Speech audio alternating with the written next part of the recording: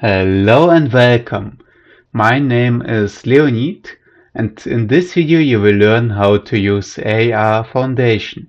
In our previous video you have already learned what AR Foundation is, that it is a tool that combines Google's AR Core and Apple's AR Kit.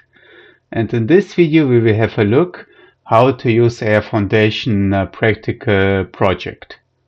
First of all, I will show you how to create an application that can do surface detection, so you can recognize walls or planes or the ground.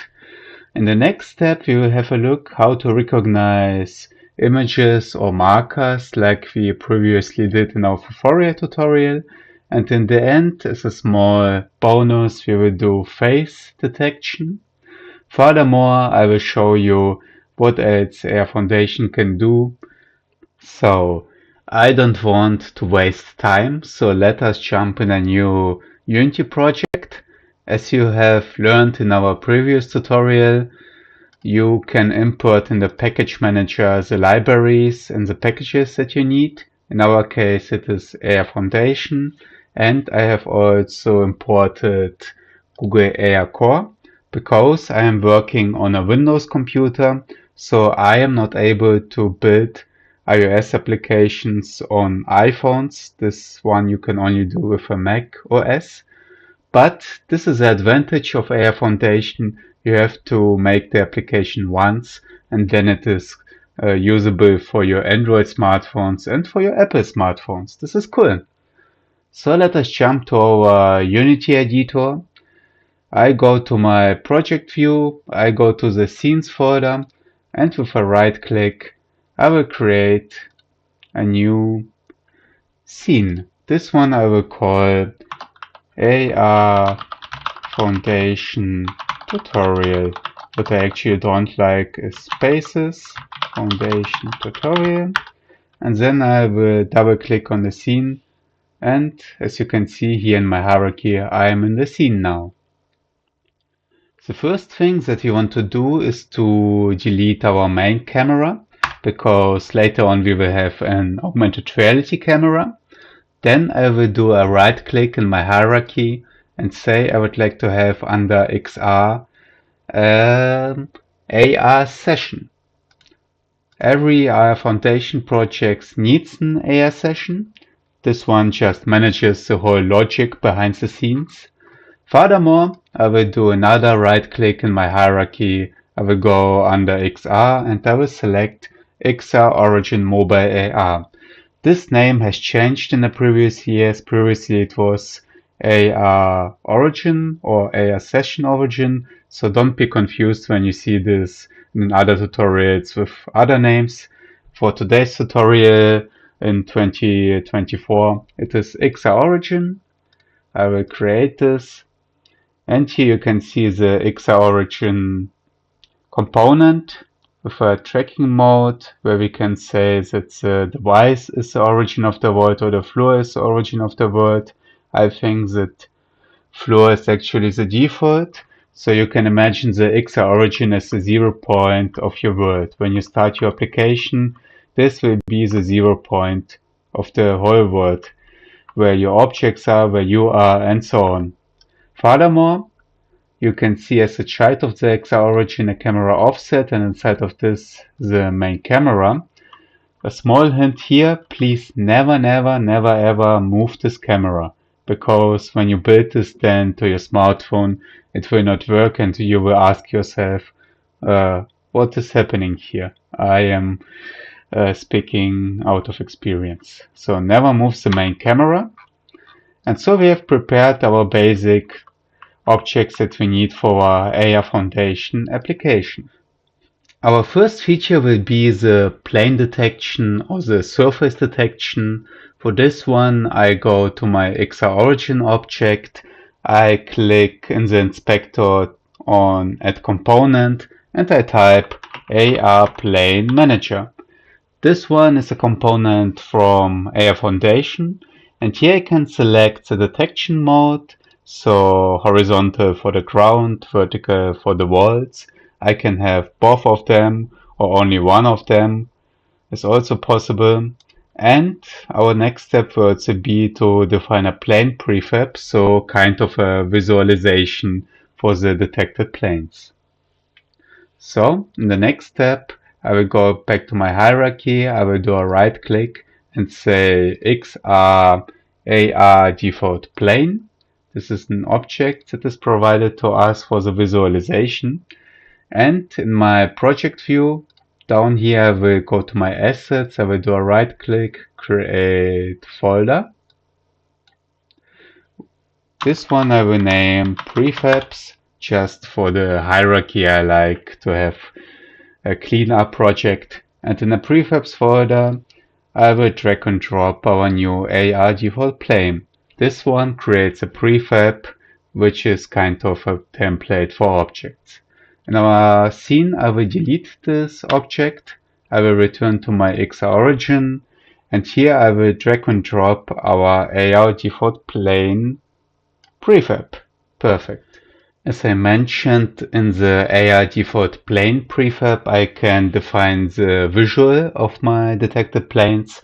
So I select this object, I will go to the inspector, then I select the mesh renderer, and here under materials, there is a debug plane material, which is currently something orange. So I will create in my own assets folder with a right click a new folder which I call materials, and here we do a right click in the folder, say create material. This one I will call debug plane, and here I can define some colors that interests me, something like a blue. I can say that this one is transparent and the alpha is a little bit less.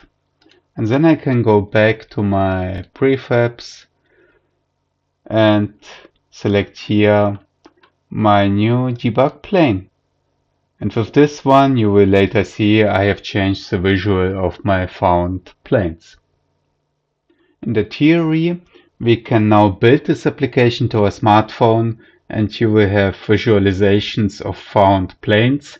But this one is not so interesting without interaction, without custom objects. So I will go to my XR origin object again, and here we'll assign another component, which is a custom script that I wrote, which is a plane placer. I will show it to you in some moments. And the plane placer is a custom script where I say that you can place endless objects, so you just want to place one object, and where I also can assign the objects that I would like to place. I have, by the way, imported here some external assets, so an animal model package that I own. And I would like to use some of these animals for the placement. So something like an elephant, something like, which animal do I also like here? A turtle.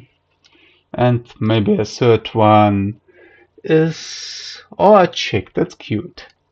So I will use these three animals to place on found plates. This script I will share with you, but let us have a look on this one so you can understand what I did. So here is my script, the plane placer. Here I say that the require component is an AR raycast manager. This one is a component from AR Foundation to shoot raycast against the found planes. This one we get in the start method. And furthermore, in the update method, we say that we shoot a raycast from the raycast manager with the position of our mouse or the position of our finger on the smartphone, and we try to hit a plane that we have found. When we don't find the plane, we return. Otherwise, we save the information of the hit plane.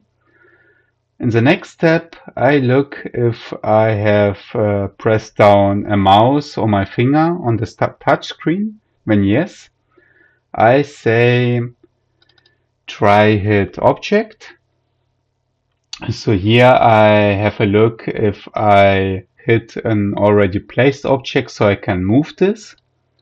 Otherwise, I say that I would like to place an object when I didn't hit a previous placed object.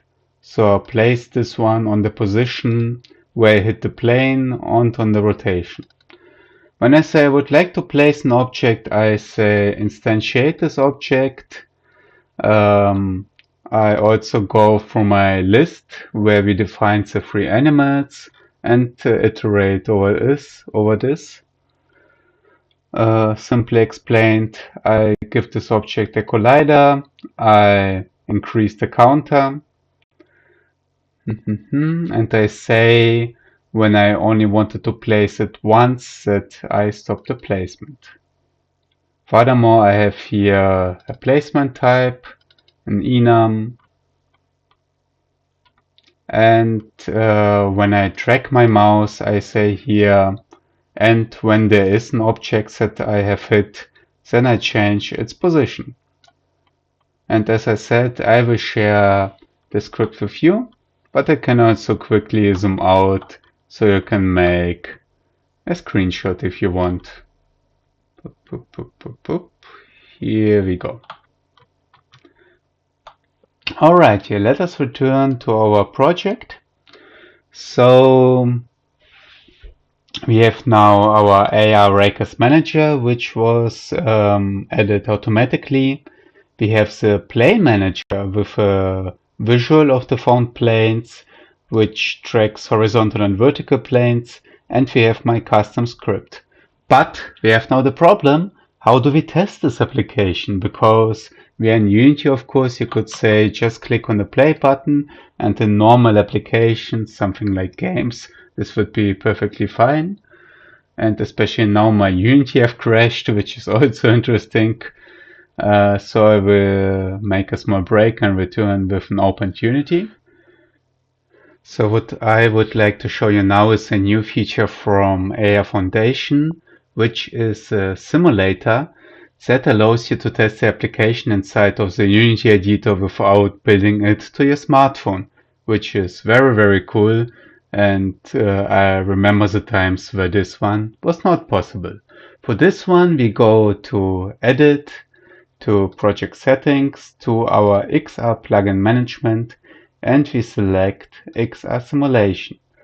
By the way, when we are already here, I can also change to my Android tab and say that I would like to use Google AR Core later on. So we will stick with the XR Simulation. I will close this window, and in our Unity editor, I will go to Window, XR, AR Foundation, XR Environment.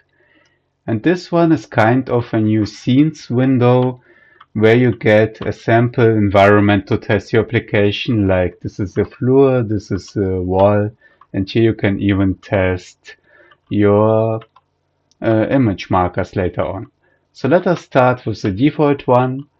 I will click on play, and we will have a look what happens. So here in my game view, I can look around, and you can see there is something strange. There are planes that are found, but it looks very buggy.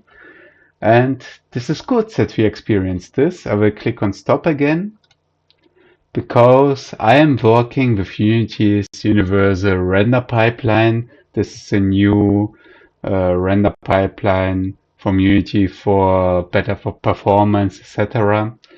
And here I have to go to my settings to select one of my renderers that I'm using, and to say here add render feature, which is the AR background renderer feature.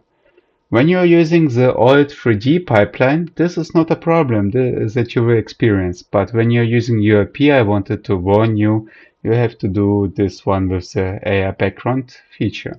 Also in the other renderers, like here and like here. By the way, the cool thing about URP is that depending on the platform you're developing for, the graphics, for instance, will change. Like you're developing for a smartphone, then the application will need less performance than when you're developing for your PlayStation 5 or something like this, and so on. So now I will click on play again, and you will see that now I can see the whole world. You can see that there are planes that are found, which is very cool, also in the color that I have defined. And now when I click on the plane, one of the objects that I have defined is spawned on the plane. And when I click on the object, I should be able to move this, which is not working now. I will try to create the turtle. This one moves. The problem is just that maybe the elephant is too big or the collider is somewhere where I cannot touch it. And you can also see that the turtle is not spinning when I move it to the ground. So my script is not perfect, but just a demo script. But hey, you can improve this to work also with a lot of cool animals, like this cute little chicken, and so on. Well, they have even animations. Maybe I should select some animals that are not so big. But this was our plane detection. So to repeat again, we have our AR session origin, and here I need a AR plane manager. For the interaction I need an AR raycast manager, and I have written a custom script, the plane manager, where we'll replace the elephant maybe with a smaller animal, where you can place objects and where you can move the objects. This is our plane management. Of course, I would also like to show you how the plane feature looks in the real world on a smartphone, so I prepared a video for you. Here you can see in MyFlat detecting planes and placing some other 3D objects that I prepared in a previous tutorial. And you can place as many as you want, you can move them, and so on. So the implementation not only works in the simulator, but also on the smartphone. And as you can see, the objects that are placed in Air Foundation are stationary, so they are stick on the position where you have to find them.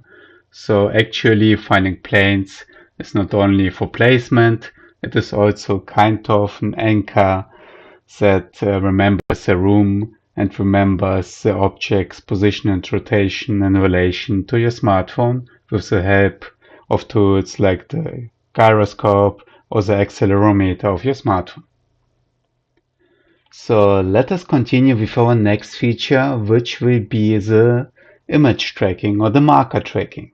For this one, I will deactivate the AR Raycast Manager, the AR Plane Manager, and the Plane Placer, but I will keep these components as a reference. And in the next step, I will say add component, and we need an AR Tracked Image Manager, which is also a component from AR Foundation. This one needs a serialized library. For this one, I will go back to my assets, and here I have prepared a folder which is called markers, and inside of this folder I will do a right click, I will say create, and I will say under XR that I need a reference image library. This one can keep its name, and here you can define the textures, the images that you want to find in the real world to match with your application. So I say add image, and as you can see I prepared some standard images from the Foforia library like the tarmac, because this one has a lot of feature points, a lot of contrast, so this is a good marker. I can define here a name, which is later on important. I should define a size, which is important, especially as I remember on the iPhone. So I will say like the printed image that I have is about 14 centimeters in the width. And what is also important is to say keep texture at runtime, especially when you want to access this texture in your custom code, you need this option. I will do the same with the stones. And here I can say that this image is maybe 50 centimeters in the width. And I will do the same with my chips image. And here I would say it's a very big printed image with 1 meter. Here we go. So I have created my reference image library. I will return to my XORigin object and I will assign from my assets folder the series library. Perfect. Here I can say the maximum number of moving images to track. So I can have, for instance, only one image at the same time. I think when you select 0, this means that you have unlimited images. And what you could do in this case here is, for instance, assign one of the 3D objects that you have in your project, like the turtle again. And every time the one of the images is found, the turtle will be placed on the image, which is very cool. This is a basic implementation. What I would like to do now is to show you a custom implementation that I did again. So I will go to my scripts folder and here I will drag and drop my image recognition manager, also a script that I would like to share with you later on. And here I just can say that I have a list of objects. And here I can define the marker name, like we have, for instance, a marker that I named tarmac. I can define the objects that should be placed on the tarmac, like what do we select now, a cute cat. And I can say, for instance, keep parent, so the object stays on the marker even when I move the marker. Or I can say, don't keep the parent, so the marker is just initial for placing the object in the world, but then you can remove the marker. I will stay now with keep parent. Furthermore, I can say the scale factor, like the cat should be 2 times as big as it is, or it should be like half of the size from the original one. Let us stick maybe with 1. And I can also say that the position of the object is, let's say, 20 centimeters to the right of the found marker. And I can rotate the object, for instance, 90 degrees on its y-axis. Cool. So now I could build the application to my smartphone and the cat would appear on the tarmac marker. I will show you later how this looks in the real world. But we have our very cool new AR simulation. So I will activate this again. And we have here a default marker object. The problem is just I cannot manipulate it. So our next step will be to click here on the pencil and to say duplicate environment. And this one I will just save maybe here in my markers folder. I don't like this one. I will save just on the top-down hierarchy. And here we have a copy of this project, of this object I mean. And I can now select this simulated tracked image. And here I can assign the marker that I would like to use with this one. So I say I want to have the tarmac. And I would also like to drag and drop the tarmac on this side. I will delete the black quad and I will change maybe the size to, it's too big, to something smaller just for the visualization. Here we go. And then we can return to our XR environment, and as you can see, now our custom environment is used. And here I have changed the marker that I would like to use for my testing. So in the best case, when I click now on play, we will see a cute cat on this marker. Yes, perfect. Here we go. And the cat is again animated. This is cute. Perfect. So let us have a quick look on the scripts that I wrote, so you can understand what happens here. I don't say this one is perfect, especially because I wrote a script many years ago, but the functionality stays. And in the beginning, I say that I want to have the tracked image manager. I have a reference on this. And here I subscribe to the event of tracked images have changed with a custom method of mine. And here iterate over every change that was made during the frame. And I say when a new marker is found, so we have tracking state of tracking, and the current found marker is a different one, and so on. I remember the new found anchor or marker. I destroy the previous object because in my logic I say, let's say I have two markers, and every time a new marker is found, the previous marker is cleaned up. Then in the list that I defined, I'm searching for the object that has the same name like the marker that I defined in the reference image library. And this one works with my custom class that I defined here. You have seen this in the Unity editor, so the marker name should be equal to the reference image name. Here I define the objects that I would like to spawn, the position, etc. And then I do just do my creating logic, like creating a new object, assigning the position that is wished, assigning the rotation, the scale, and I define if the object should be a child of the marker or if I would like to deparent it. So it's also a little bit dirty, this script, but it works. So for every one of you who wants to improve this, you are very welcome. I will again zoom a little bit out for you so you can make a screenshot if you want. Screenshot 1, screenshot 2, and screenshot 3. But as I said, I will also share this with you. This is my custom logic.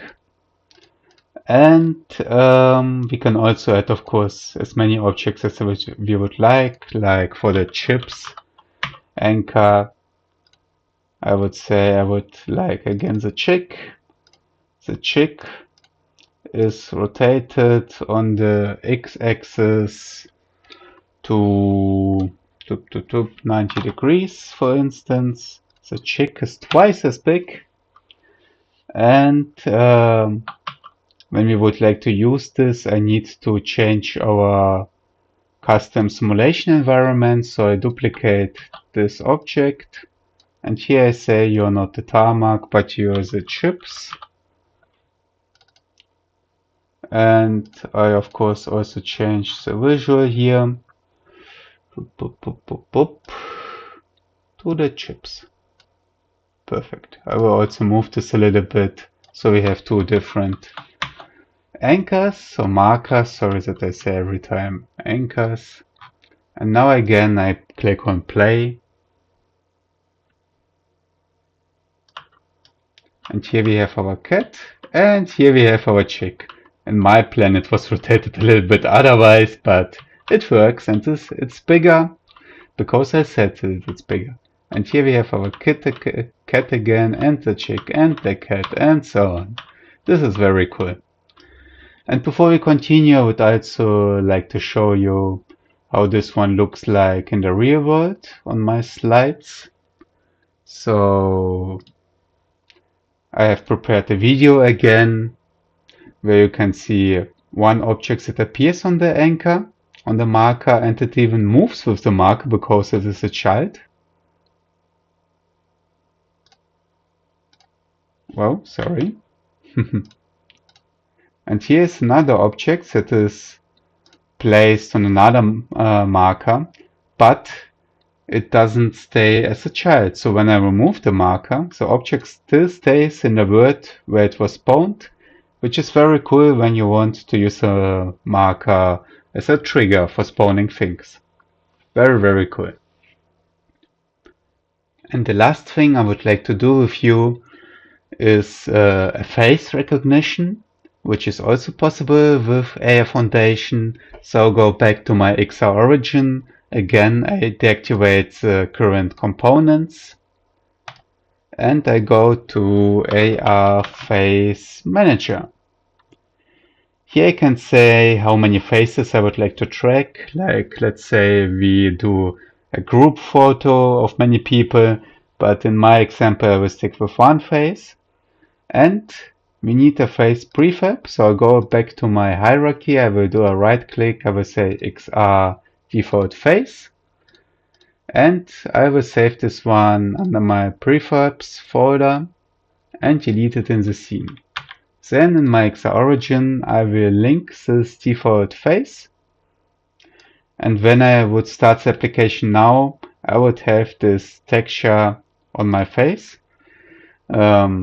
This one is just something colored, a green one. I can also replace this with, let's say, with this one, with simulated tracked image whatsoever. So my face will now look like this Unity texture. This is possible, but the problem is that we cannot simulate this in our environment, or at least I don't know how to do this. So in this very last case, you would really need to build the application to your smartphone to test this small feature. And also for this one, as you have seen some seconds ago, I have prepared a video. This is a very talented developer who is also doing tutorials.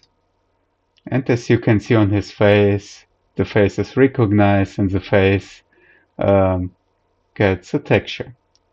So you can see he moves his eyes, he moves his mouth, he moves everything, and it just works, which is quite simple and very cool. And in the next steps, you could also go to your default face and add things like hats, like glasses and other textures and so on. This is up to your creativity. And this is actually our whole AR Foundation tutorial. So we did image tracking, we did plane tracking, face tracking, but I'm not finished yet.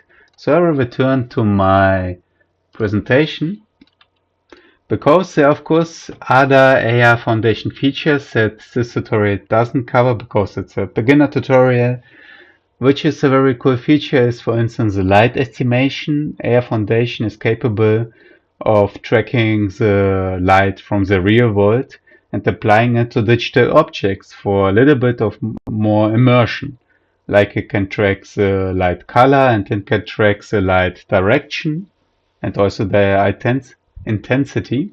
Also here I prepared a video, again in my room, where you can see on the door behind the real light in my room, and on the head of this small robot you can see that this light was also applied, which really gives the impression like this robot is staying in my bedroom. And when I turn off the light in my room, you can see that the light on the head of the robot just was removed, disappeared. And when I turn on the light again, the light is back, which is very, very cool. And also kind of simple to implement, so take a look on the internet. A similar feature to this one are the environment probes. These spheres in this case, and on this sphere you can see it is kind of reflecting the real world, which also gives you the feeling like the digital and the real world are combined.